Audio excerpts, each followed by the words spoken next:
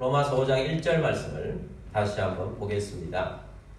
그러므로 우리가 믿음으로 의롭다 하심을 받았으니 우리 주 예수 그리스도로 말미암아 하나님과 화평을 누리자. 아멘.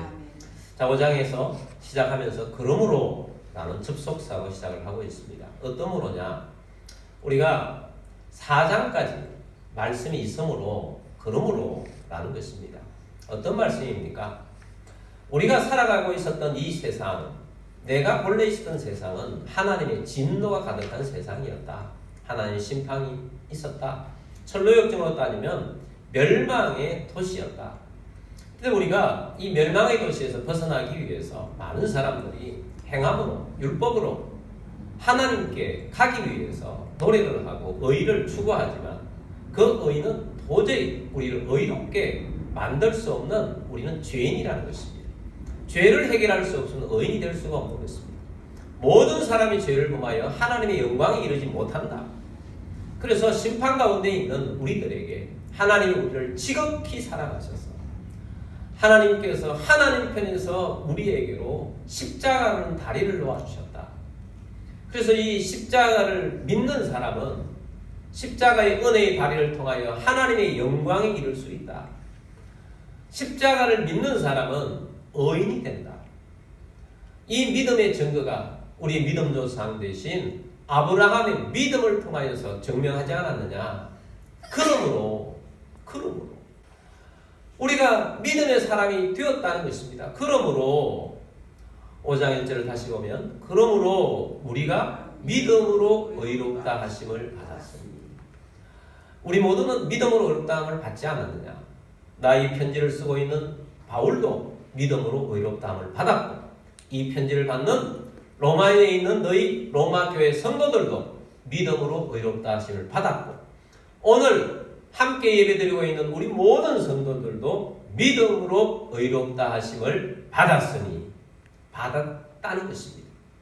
그러므로 우리는 어떻게 살아야 할 것인가? 로마서에서 첫 번째로 우리에게 권면하는 말씀이 나오는 거예요. 우리 주 예수 그리스도로 말미암아 하나님과 무엇을 누리자? 화평을 누리자. 그러므로 이제 우리는 믿음의 사람이 되었으니 하나님과 화평을 누리자는 것입니다. 하나님과 우리 사이가 화평의 관계가 되었다는 것입니다. 이제는 우리가 화평의 관계가 되었는데 사실 이 화평의 관계가 되기 전에는 하나님과 우리 사이가 어떤 관계였는가? 그 말씀을 10절에서 우리에게 보여줍니다. 10절 말씀 보겠습니다. 곧 우리가 원수 되었을 때에 그의 아들의 죽으심으로 말미암아 하나님과 화목하게 되었은즉 화목하게 된 자로서는 더욱 그의 살아나심으로 말미암아 구원을 받을 것이니라. 아멘. 우리가 화목하게 되기 전에 우리는 하나님과 무엇을 되었을 때? 원수 되었습니다. 예수님이 십자가 지시기 전에는 하나님과 우리 사이가 원수 관계였습니다. 우리가 예수님을 믿기 전에는 하나님과 우리 사이가 원수 관계였습니다. 여러분, 지옥을 경험하고 싶다면 가까운 사람들과 원수를 맺으면 됩니다. 하나님께서 우리에게 주신 가정, 가족 구성원들을 막 미워해 보십시오. 그리고 매일 싸워 보십시오. 지옥이 따로 없습니다. 그것이 지옥인 것입니다. 여러분, 천국을 경험하고 싶다면 가까운 사람을 사랑하십시오.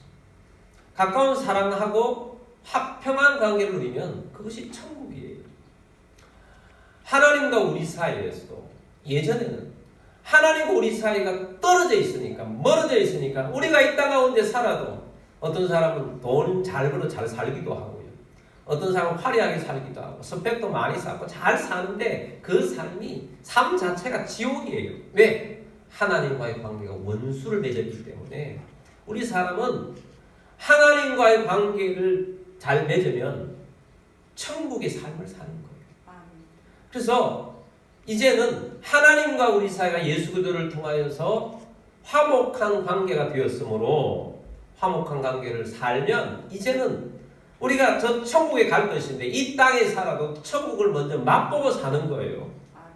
그래서 오늘 우리들이 이제는 하나님과의 관계 속에서 예수를 믿었으면 예전에 있는 원수처럼 살던 것을 버리고 화평을 누리자는 것입니다. 하나님과 우리 관계의 화평을 누리자는 것입니다. 화평을 누리며 살아가야 하는 것입니다. 탕자 있잖아요. 탕자. 탕자가 어떤 사람입니까? 굉장히 부잣집에 둘째 아들이었습니다. 아버지를 떠나고 싶었습니다. 그냥 떠나면 힘들 것 같으니까 미리 유산을 받아서 먼 길을 떠났습니다. 되도록 멀리 떠났어요. 처음에는 그곳이 천국 같은데, 허랑방탕할 때 좋았던 것 같은데, 그러나 모든 재산을 다 탕진하고 나니까 전에 내가 베풀어 주었던 돈 친구들은 전부 나를 떠나고 아무도 도와주지 않습니다. 어느 누구도 나에게 먹을 걸 주지 않고 어느 누구도 나를 취직시켜 주지 않습니다. 먹을 것이 없으니까 매일 굶주립니다. 어느 곳에 보니까 돼지 먹으려고 어떤 사람이 지엽 열매를 갖다 놓았는데 그것을 먹다가 걸려가지고 주인이 말합니다. 돼지 먹을 것도 없는데 왜 거지가 와서 먹냐? 돼지 먹을 것조차도 먹을 수 없는 상태가 되어버리고 맙니다. 너무나도 비참한 이 탕자의 인생에서 가장 처절한, 가장 낮아진 상태에 빠진 것입니다. 그때 예전에 아버지 집에 있던 것을 기억합니다. 내 아버지 집에는 종들도 먹고는 사는데 풍족하게 먹는데 나는 먹는 것조차 없이 이렇게 고통하고 있구나. 돌이킵니다. 회개합니다. 내 아버지한테 가서 회개해서 종으로라도 써놓으려고 그래요. 그래서 돌이키고 오지 않습니까? 내 아버지는 아들을 보내놓고 늘 고민하고 괴로워합니다. 들려오는 소식이 망했다는 소식이 들려옵니다. 견딜 수가 없습니다. 이 아들이 돌아오면 좋겠다. 그 마음에서 동네 입구에 좀 높은 곳에 제일 길이 잘 보이는 데 가서 날마다 아침마다 나아가서 하루 종일 그 아들을 기다리고 있습니다. 어느 날 멀리서 정말 초췌하게 짝이 없는 거지 옷을 입고 오는 어떤 한 사람이 보이는데 멀리서 봐도 알아봅니다. 제가 내 아들입니다. 그래서 한 걸음으로 뛰어가서 와라 앉습니다. 아들은 아버지를 아버지라고도 말 못합니다.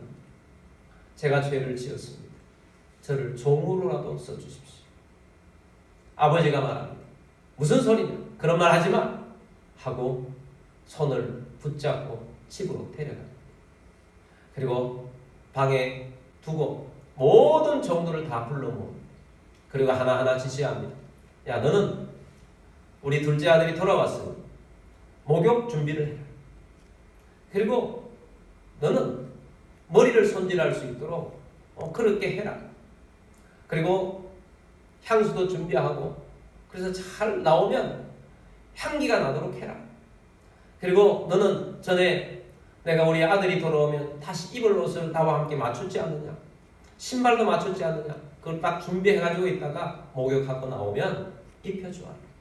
그리고 너는 내 보석함에 보면 우리 집안에 자녀라면 누구든지 아들이라는 표시를 주는 우리 집안에 있는 그 가락지를 내가 만들어 놓았지 않느냐? 그 반지를 내게 가져오느라. 내가 목욕하고 나오면 그 반지를 내 아들에게 끼워줄 것이다. 그리고 너는 우리 집에 가장 맛있게 생긴 되도록이면 살이 찐 가장 부드러운 송아지를 잡아라. 그리고 요리사는 가장 맛있는 음식을 푸짐하게 해라. 그리고 너는 전에 사람을 데리고 잔치 준비를 해라. 우리 동네에 사물놀이패 잘하는 그 사람들 있지 않느냐? 그 사람도 불러라. 오늘은 즐길 것이다. 그리고 너희들은 나가서 동네 사람들에게 이야기해라. 오늘 저녁은 우리 집에서 잔치를 베풀려고 하니 모두 모이라고 해라. 내 아들이 죽었다가 다시 살았고 잃었다가 다시 찾았으니 내가 어찌 기뻐하지 아니하리까. 그러면서 종들을 다 보냅니다. 그리고 아들이 목욕시키기 전에 아들에게 이야기합니다. 더 이상 종으로 삼아달라고 하지 마라. 너는 우리 집의 아들이야. 아빠라고 해봐. 나는 예전이나 지금이나 똑같이 너에게 아빠야. 아빠라는 것입니다. 종이 아니라 아빠라는 거죠. 여러분, 오늘 이 말씀에서 하나님과 우리 사이가 화평을 누리자고 했는데 그 화평을 누릴 수 있는 그 관계를 이 탕자의 아버지가 탕자에게 말하는 것과 똑같습니다. 우리가 탕자 되었다가 아버지 앞에 돌아왔는데 아버지 앞에 돌아온 우리들에게 하나님께서 뭐라고 우리에게 말합니다. 내가 너의 아빠야. 내가 너의 아빠라고 말하는 것입니다. 그래서 하나님께서 우리를 부르셔서 자녀 삼으셔서 아빠라고 하라는 거예요. 그래서 우리 하나님과 우리 사이에 가장 가까운 화평의 관계를 만들어주신 것은 원수에서 대반전이에요. 자녀를 삼아주신 거예요. 아빠라고 하게 하신 거예요. 그래서 우리는 하나님과 우리 사이에 아빠라는 관계를 누리라는 것입니다. 누리란다는 것은 무엇입니까? 즐기는 거예요. 여러분, 하나님과 우리 사이를 아빠와 자녀와의 관계로서 누리라는 것입니다. 나는 옛날에 죄인이었는데 그 큰 죄인이었는데 지금도 아버지 집에 있으면서도 예수를 믿으면서도 아빠라고 하지 못하고 주저주저하면서 내가 얼마나 큰 죄인인데 나는 자격이 없어요.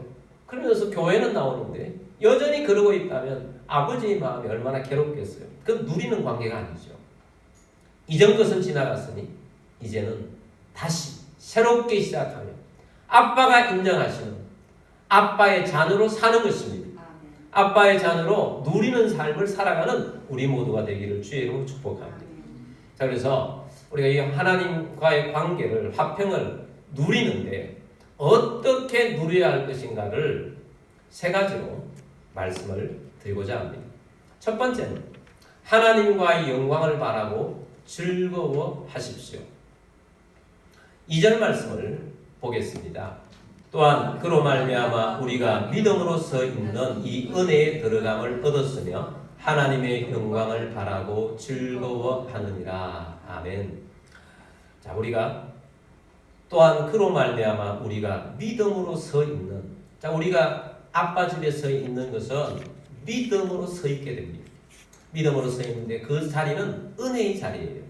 그래서 그 은혜에 들어감을 얻게 되는 거예요. 은혜에 들어감을 얻어서 이제 앞에 있는 우리들은 하나님의 영광을 뭐하고? 바라고. 또 뭐하느니라? 즐거워하는 거예요. 아빠에게서 바라고 즐거워하는 삶을 이제부터는 살라는 것입니다. 자, 믿음으로 서 있는 이 은혜라는 말씀을 보면서 저는 요셉을 생각했습니다. 요셉이 감옥에 있습니다. 감옥에 있는 요셉에게 어느 날 왕궁으로부터 굉장히 높은 사람이 와서 죄수번호 몇 번, 요셉은 오늘 석방이다. 바로 왕께서 너를 부르신다. 하고 나오게 됩니다.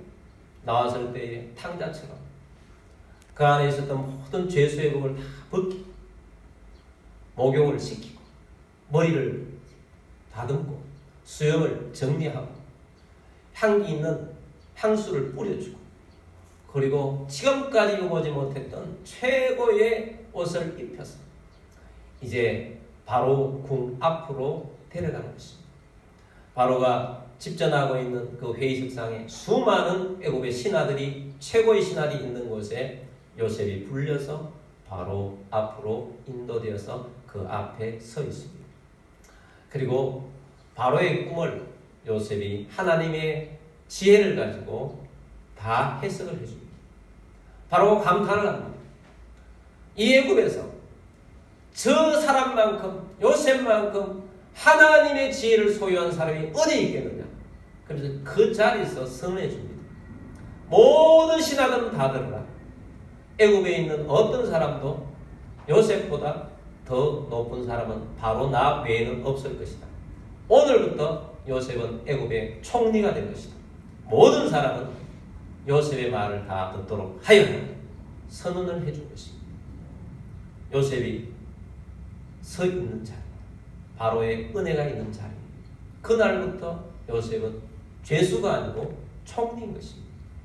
근데 많은 사람들이 하나님의 자녀의 자리에 와 있음에도 옛날에 죄인이라는 그래요.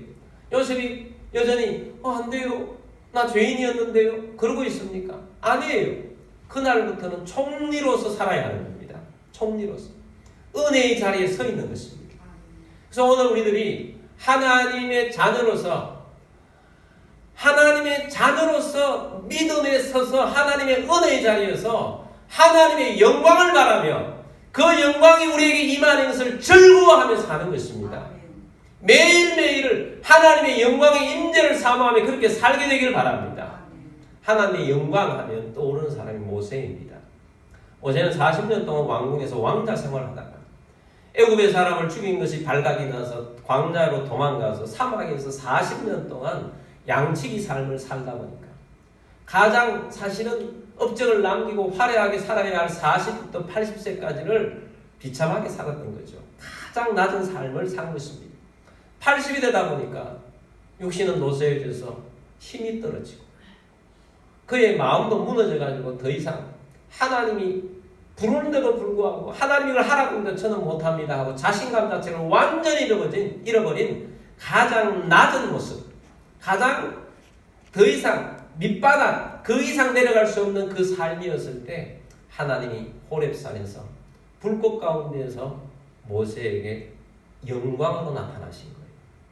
그리고 하나님께서 모세를 설득하셔서 내가 너를 내 백성을 인도할 리더로 지도자로 너를 불렀다. 그러므로 나의 말을 순종하고 따르라. 그때부터 모세에게는 하나님의 영광의 임재가 있는 사람이 되었어요. 그 증거가 하나님께서 모세에게 말하는 것이 모세가 말하면 그대로 돼요. 하나님의 영광의 임재가 있는 사람이에요. 바로가 꼼짝 못합니다. 홍해가 달라져요. 하늘이 달라지고 땅이 달라져요. 하나님의 영광의 임재가 모세 가운데 있었던 거죠. 모세가 하나님과 대면하고 있을 때 모든 백성들이 하나님의 영광이 세키나의 영광이 모세와 함께하고 있구나 하는 것을 하나님이 다 볼 수 있도록 구름이 가득하도록 하나님께서 그렇게 해주셨어요. 그리고 하나님께서 모세를 시내산 꼭대기로 불러올리셔서 40일 동안 독대를 합니다. 하나님 말씀하시고 모세가 듣습니다. 모세가 질문하고 하나님이 답변하십니다. 십계명 돌판을 써서 모세에게 줍니다. 40일 동안 하나님의 영광을 정말 가장 가까운 데서 하나님과 독대를 하고 모세가 내려왔을 때 하나님의 영광이 모세 가운데 가득하니까 백성들이 모세의 얼굴을 볼 수가 없어요. 하나님의 영광의 빛이 모세에게서 나타나기 때문에. 그래서 수군을 가리고 말할 수밖에 없었잖아요. 하나님의 영광의 임재가 모세 가운데 있으니까 하나님의 역사하신 모세를 통해서 일어나기 시작한 것입니다. 여러분 오늘 우리들도 마찬가지입니다. 우리가 하나님을 볼 때 하나님에게는 언제나 하나님의 영광으로 충만해요. 우리가 있는 그 자리, 우리가 어느 곳에 있든지 교회뿐만 아니라 내가 있는 곳은 하나님의 아빠와 함께 동행하는 주의 백성들인 것입니다.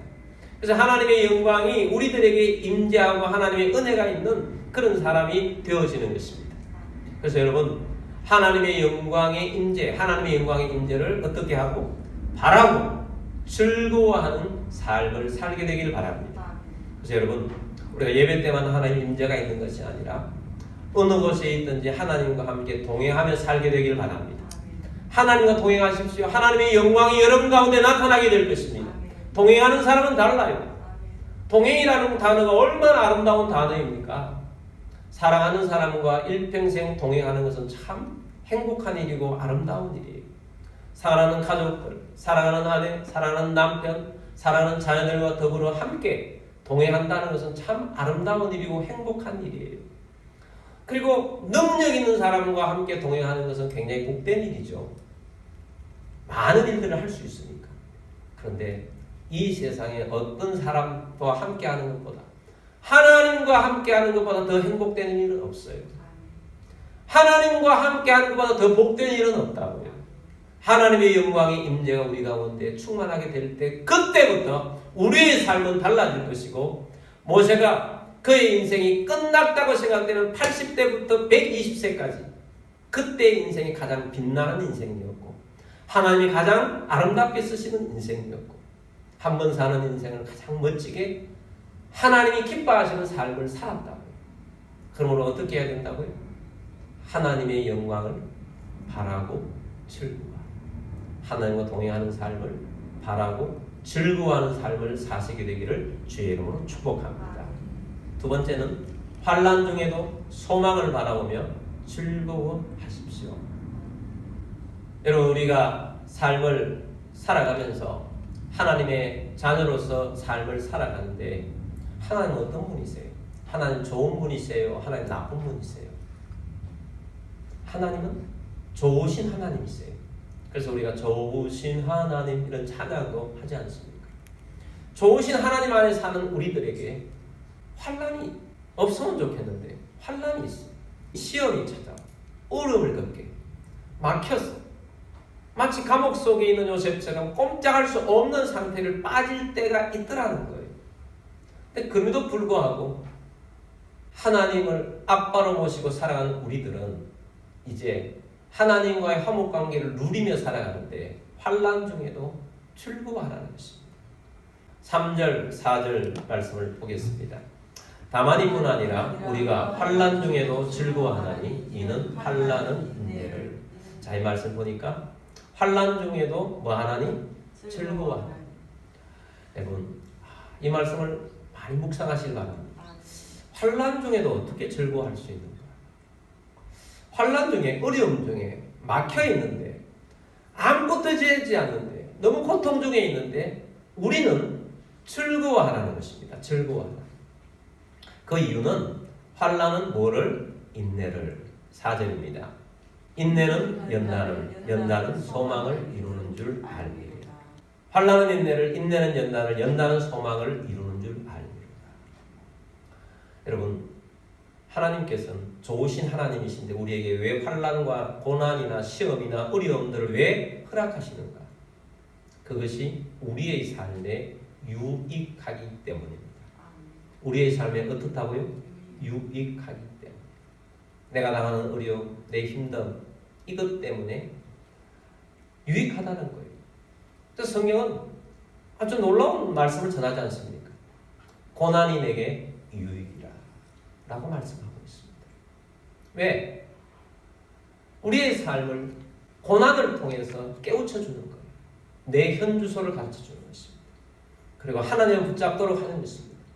그래서 고난을 통해서 인내를 배우고 연단하여서, 연단하면 반드시 정금이 나오는 것입니다. 불순물을 뽑아내고 소망 가운데 살게 합니다. 어떤 소망이냐? 이 세상에 있는 여러 가지 불순물들 같은 그런 소망들을 다 빼내고 오직 하나님만을 소망하는 자로 살게 하는 거죠. 내가 가지고 있는 여러 가지 잘못된 소망, 불순물 같은 걸 다 뽑아내고 진짜 소망을 가지게 하는 것. 하나님 그걸 원하는 거예요. 그럴 때 하나님이 쓰시기에 좋은 사람이 되어지는 거예요. 그래서 하나님이 우리에게 환난을 허락하시는데 환난을 허락하실 때 하나님 이것도 주셨사오니 하나님의 뜻이 있을 것입니다 하고 즐거워하는 거예요. 환난 중에. 그래서 환난, 고난, 어려움들을 보는 눈이 하나님과 화목한 관계를 가진 사람들은 자세가 달라지는 거죠. 이전에 받았던 고난과 예수를 만나고 난 다음에 받는 고난은 우리가 보는 눈이 달라진다는 거예요. 어려움이 왜 왔을까? 하나님 앞에서 해석하게 되는 것입니다. 김충건 장로님이라는 분이 계십니다. 저는 이분이 간증을 들으면서 정말 충격을 받았어요. 그리고 큰 도전을 받았어요. 이분이 간증하는 시점이 77세인데 77세 할아버지는 할아버지 같지 않아요. 모습은 할아버지인데 외치는 소리는 청년보다도 청년 같아요. 그리고 지금도 전 세계에 다니면서 활발하게 젊은이들을 깨우고 역사를 일으키는 귀한 주께 쓰시는 종이신 것을 보고 깜짝 놀랐습니다. 큰 도전을 받았어요. 아, 인생을 저렇게 살아야 되는데 하는 그런 도전 속에 더 마음을 파지게 됐어요. 목사님도 아니신데 교수님이신데 그러시더라고요. 근데 이분이 그렇게 된 계기가 있더라고요. 그 계기가 뭐냐? 남들이 받지 않는 고난을 통과했었어요. 이분이 어릴 때부터 굉장히 찢어지게 가난한, 우리나라 전체가 가난한 시절에 살았었는데 그럼에도 불구하고 열심히 공부를 했어요. 그래서 공부를 잘 했는데 어떤 교수님이 말씀하시기를 미국이 기침하면 전 세계가 감기에 걸린다. 뭐 그런 말을 듣고는 야, 미국이라는 나라가 얼마나 대단한 나라이기. 미국이라는 나라에 좀 보고 배워서 미국 것을 우리나라에 좀 와서 하면은 우리나라도 좀 잘 살 수 있지 않겠나. 그래서 유학의 꿈을 꿨다는 것입니다. 그리고 결혼을 하고 난 다음에 200불을 가지고 미국으로 떠났습니다. 그리고 정말 어려운 가운데 인종차별이 굉장히 심한 가운데에서도 열심히 노력하여서 그 모든 것들을 다 극복하고 수석이 됐어요. 미국 정치학을 배웠다는 겁니다. 그리고 교수님이 되셨어요. 교수님이 되니까 지금까지 걸어왔던 여러 가지 가난, 어려움들이 다 떠나가고 마냥 행복한 거죠. 집도 새로 장만을 하고 또 좋은 차도 뽑아서 다니면서 또 사랑하는 가족들과 함께 살아가고 있습니다. 그런데 정말 젊은 나이잖아요. 34살. 34살에 병원에 갔더니 1년 안 돼서 죽는다는 것입니다. 간암이라는 것. 얼마나 심했는지 수술도 못한다는 것입니다. 그래서 오진일과에서 다른 병원에 갔더니 다른 병원은 지금 살아있는 것도 기적이라고 말합니다. 손을 댈 수가 없는 거죠. 속이. 복수가 차오릅니다. 땡땡하게 되었습니다. 이제 곧 죽겠구나. 이 시점에 어떻게 해야 되겠냐. 그래서 미국에 있는 어떤 산에 올라가면 어떤 집들이 있답니다. 그곳에 혼자 가서 하나님과 독대를 합니다. 하나님, 내가 지금까지 얼마나 열심히 살았습니까? 얼마나 노력하고 살았습니까? 내가 얼마나 죄도 짓지 않고 열심히 살았는데 왜 이 젊은 나이에 나를 이렇게 죽이시려고 합니까? 나 좀 살려주세요. 왜 저에게 이런 일이 일어나야 합니까? 내가 이제 곧 표를 왔는데 내 인생이 이게 뭡니까? 한참 하나님 앞에 호소하고 있는데 하나님께서 자신을 보여주는 거예요. 자신의 모든 걸 쫙 보여주는데 자신이 지금까지는 정말 열심히 살아온 의로운 사람인 줄 알았는데 자신이 큰 죄인이고 무엇보다도 교만 덩어리라는 것을 깨닫게 된 거예요. 그래서 하나님 앞에 회개합니다. 하나님, 내가 이런 죄인이었는데 죄인인 줄 모르고 내가 잘난 줄 알고 내가 잘해서 된 줄 알고 지금까지 살아왔습니다. 회개하고 철저히 회개하면서 그렇지만 하나님 살려달라. 하나님 살려주세요. 나 이렇게 갈 수 없잖아요. 살려달라. 그래서 하나님께서 그렇게 은혜를 주시고 난 다음에 병원에 도움받지 않고 이만큼 복수 찾던 이런 모든 것들이 깨끗하게 기적으로 살아난 것입니다. 할렐루야. 그러니까 그건 오랜 나이 동안 살게 된 건 아닙니다. 그날 이후로부터 주님이 말씀하시는 것을 따라서 명령하시는 대로서 말씀을 따라서 하는데 하나님께서 목사님도 아니신데 장로님을 들으셔서 수많은 전 세계에 있는 젊은이들을 깨워서 리더들을 배출하고 얼마나 활발하게 활동하는지 몰라요. 그분에게 고난이 있었기 때문에 그 큰 고난이 있기 때문에 자기를 깨닫고 정말 전적으로 하나님 앞에 쓰임받는 사람이 되어지더라는 거죠. 그래서 결국은 그런 사람들이 고백하는 것이 뭐냐 하면 내게 닥친 고난이 유익했습니다. 그거 없었더라면 내 인생이 어떨 뻔했냐라는 것입니다. 여러분, 오늘 우리들의 삶 가운데에도 여러분의 삶 가운데에도 지금 막혀서 괴로워하고 힘들어하고 있습니까? 너무너무 나는 힘들다. 너무너무 괴롭다. 나 인간관계도 힘들고 너무 어렵습니다. 너무너무 고통 가운데 내 인생이 지금 최밑바닥이다. 그러나 우리는 하나님의 자녀들입니다. 하나님을 아빠로 모시고 있는 자들이라고. 하나님이 그 고난을, 그 시험을 우리에게 허락하셨다고요. 하나님 앞에서 하나님이 왜 그것을 허락하셨는지를 깨닫는 시간을 갖기를 바랍니다. 하나님께서는 그 고난을 통해서 우리를 인내하게 하십니다. 하나님이 연단하십니다. 연단을 주시면 연단을 받으시고 정금같이 오르는 것을 믿고 하나님 아빠를 바라보면서 계속해서 나아가게 되길 바랍니다. 하나님은 하나님만이 소망이 되시고 그 환난 중에도 하나님이 함께 하신다는 우리에게 가르쳐 주시기 위해서 하나님이 그것을 허락하신 거예요. 그래서 우리는 그 환난을 오히려 즐거움으로 받아들이고 그것을 통과하라는 것입니다. 하나님을 통과하면 주님께서 연단을 통과한 우리들을 하나님은 손에 붙들고 사용하시게 될 것입니다. 그러므로 환난, 연단 이런 걸 두려워하지 마시고 하나님을 붙들린 하나님을 바라보며 즐거워하며 하나님과의 이 관계를 즐기며 누리며 살아가는 주의 백성이 되기를 주의 이름으로 축복합니다. 세 번째는 아빠 하나님을 사랑하며 구하는 것을 즐거워하십시오. 5절 말씀 보겠습니다. 소망이 우리를 부끄럽게 하지 아니함은 우리에게 주신 성령으로 말미암아 하나님의 사랑이 우리 마음에 부은 바 됨이니. 자, 우리가 이제 하나님을 소망하게 되었어요. 하나님의 아빠가 우리의 아빠가 되어 있어서 하나님을 소망하며 살아가는 사람이 된 것입니다. 우리에게 주신 성령으로 말미암아 하나님의 사랑이 우리 마음에 부은 바 되었어요. 하나님의 사랑이 우리에게 부어져 있는 거죠. 우리가 잘나서 우리가 마음에 들어서 하나님의 사랑이 우리 가운데 부어진 게 아니에요. 우리 로마서 말씀해 보니까 우리가 연약했을 때 우리를 위해 십자가에 달려 돌아가시고 우리가 죄인 되었을 때에 우리를 위해 십자가에 달려 돌아가시고 무엇보다도 그래서 우리가 하나님과 원수 되었을 때 우리를 위하여 주님께서 십자가에 달려 돌아가신 것입니다. 그 사랑이 우리 마음에 부은 바 되었습니다.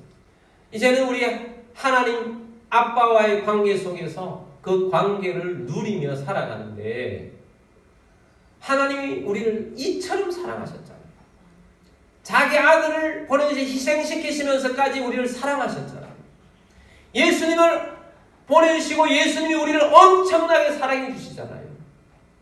하나님이 그만큼 우리를 사랑해 주시기 때문에 우리도 이제는 아빠를 사랑하며 살아가야 되는 것입니다. 아빠를 멀리하지 말고 사랑하며 살게 되길 바랍니다. 아빠를 사랑하십시오. 그리고 이 사랑하는 방법 중에 하나가 아빠에게 구하는 것입니다. 아빠에게 기도하십시오. 아빠에게 기도하면 아빠께서 들어주십니다. 11절 말씀 보겠습니다. 그뿐 아니라 이제 우리로 화목하게 하신 우리 주 예수 그리스도로 말미암아 하나님 안에서 또한 즐거워하느니라. 하나님의 집에서 하나님의 아빠와 함께 사는 것을 어떻게 하시라고요? 즐거워합니다. 이 즐거워하는 것 중에 하나가 기도하는 것을 즐거워해야 합니다. 요한복음 15장 7절 말씀입니다. 너희가 내 안에 거하고 내 말이 너희 안에 거하면 무엇이든지 원하는 대로 구하라. 그리하면 이루리라. 우리가 하나님 아버지 또 예수님이 영이 우리 가운데 오셔서 우리와 함께 동행합니다. 내 안에 거합니다. 여러분 예수님과 동행하는 것, 예수님을 주인으로 모시는 것, 이것을 기뻐하십시오. 그리고 예수님 말씀을 즐거워하십시오.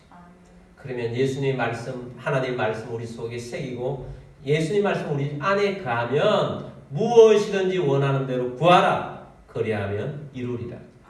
기도하는 대로 하나님께서 이루어 주시고 응답해 주시고 역사하시는 것입니다. 기도가 어떤 때는 힘들지요. 기도 자리에 나가는 것 자체가 힘들고 기도하다 보면 시간도 잘 가지 않고 의무적으로 막 기도할 때도 막 있어요. 그렇지만 그럴 때마다 아빠라고 부르세요. 아빠. 하나님을 부르는데 하나님 마치 뭐 시아버지 되는 것처럼 아버님 그런 것처럼 그렇게 부르는 게 아니고 하나님이 우리에게 원하는 것은 하나님 아빠. 아빠는 어떻게 해요? 아빠라고 부를 때 아빠 나 힘들어요. 아빠 나 이거 좀 해주세요. 너무 힘들 때 아빠 좀 살려주세요. 그게 아빠 아니에요. 그게 누리는 거라고요. 그게 누리는 거. 내 안에 그리스도께서 계시고 주님의 말씀이 우리 안에 가 하나님을 아빠라고 부르는데 그냥 아빠와 친하게 지내면서 즐거워하라는 거예요. 즐거워. 그리스도 안에서 하나님과의 화목관계를 누리는 자가 되기를 바랍니다. 누린다는 것은 바로 이런 것입니다.